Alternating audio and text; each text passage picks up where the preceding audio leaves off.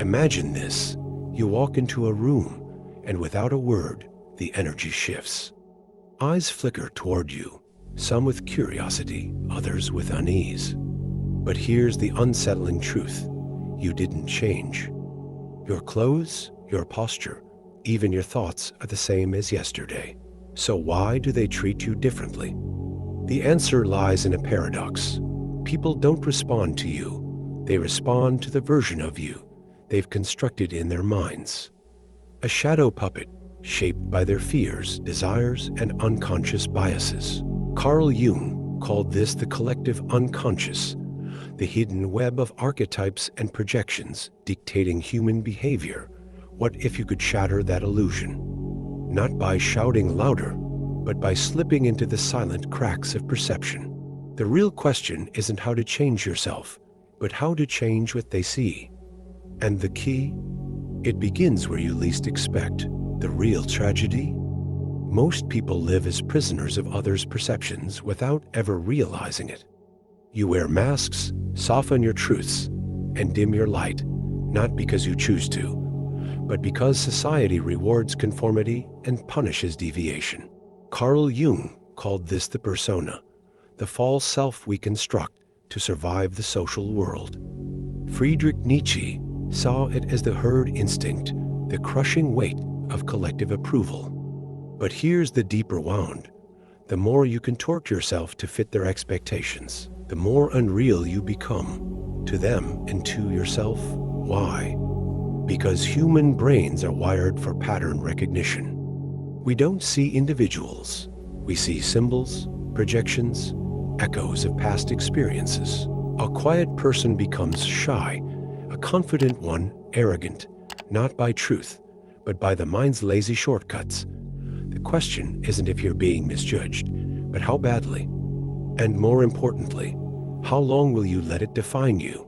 This silent war of perception doesn't just distort how others see you, it reshapes who you become. Like an actor lost in a role, you start believing the script written for you. Your confidence wavers in rooms where you've been labeled quiet. Your ideas shrink after being dismissed as too much. The tragedy?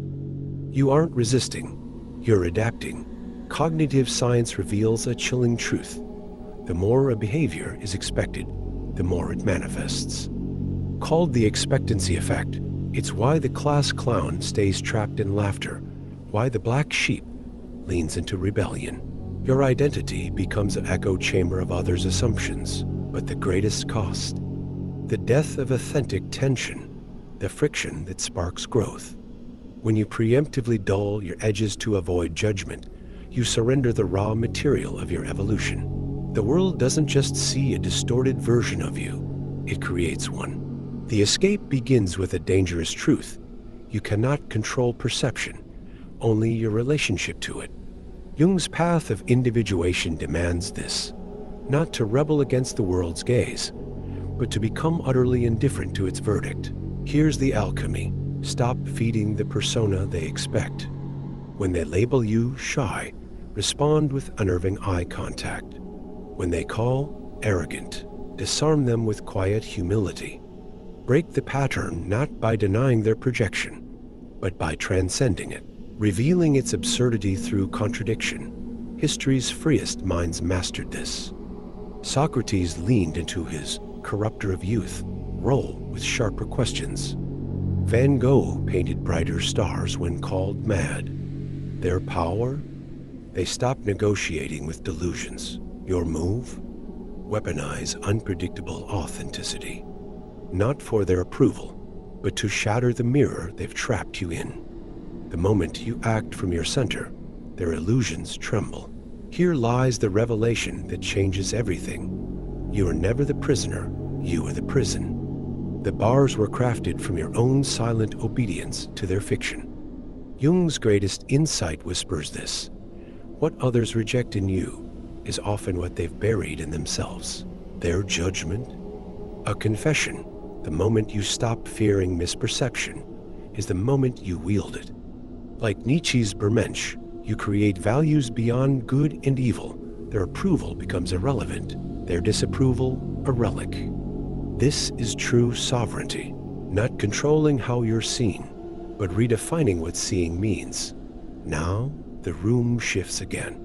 But this time, you know the secret. The power was never in their eyes. It was in your refusal to blink. Walk forward. The mirrors will shatter behind you.